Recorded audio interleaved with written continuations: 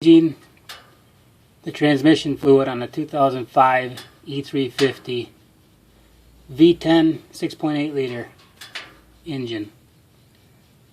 I looked on all the YouTubes, was fully prepared to take these bolts out and drop the pan and change the filter and put new fluid in, thinking the filter was under the pan. But it turns out all you want to change is this filter right here. And there's a bolt right here to drain the pan. The hardest part about this job is trying to find Mercon SP transmission fluid. None of the auto parts stores in town had it. Napa, Advance, Frank's Auto, AutoZone. I had to drive about 20 miles to go to a Ford dealer, and they were almost out of it.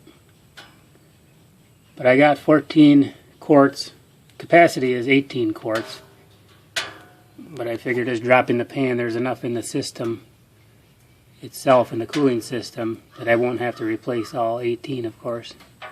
And 14 should be more than enough to do it.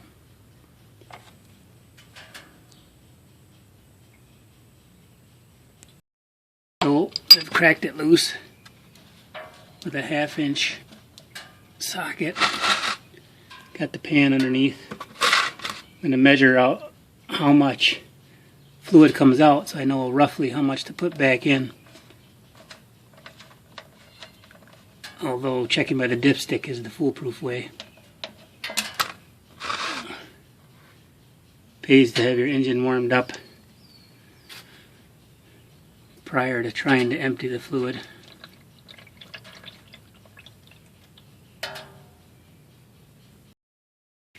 The fluid's starting to taper off. I'd say I got close to 2 gallons. The fluid doesn't look terribly bad. Color's not too dark. Next up is to get the filter out of this casing. So I did end up getting about 230 ounces out of there, which is about, what, 8 quarts? And just to give you an idea of what the old stuff looked like versus the new stuff.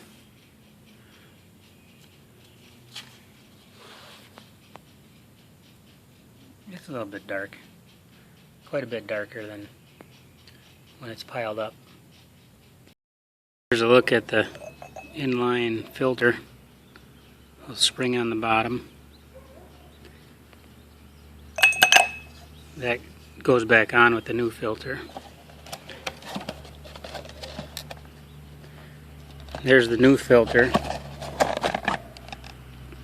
which you can see doesn't at all look the same. In fact, there's a note with it explaining that the new filter may appear different from the new filter. The new filter is directly interchangeable. Should have went with the OEM.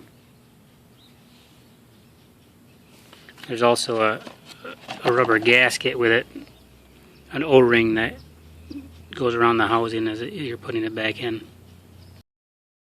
So next, in my endeavor to change the automatic transmission fluid, I don't know if you can see this on there.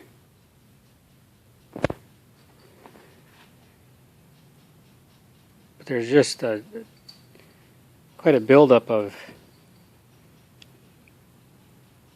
slime and rust and chips on the transmission oil dipstick. You can see it in there.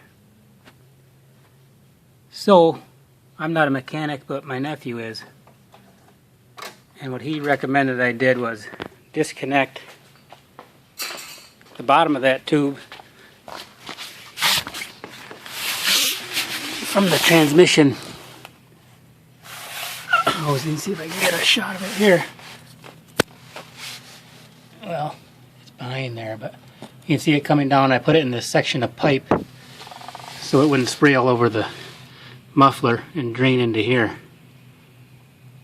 I think I've got quite a bit of it out, but I think I'm going to put a rag on the end of the dipstick and plunge it through there just like I'm cleaning a rifle.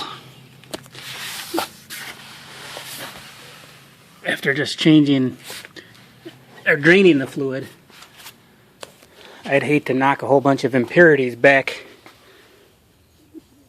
down the line as I add fluid through the dipstick tube. There was one bolt right here I had to take off a mounting bracket so I could pull it up out of the transmission, and another bolt right back there. Fairly easy to get to once you take off the doghouse.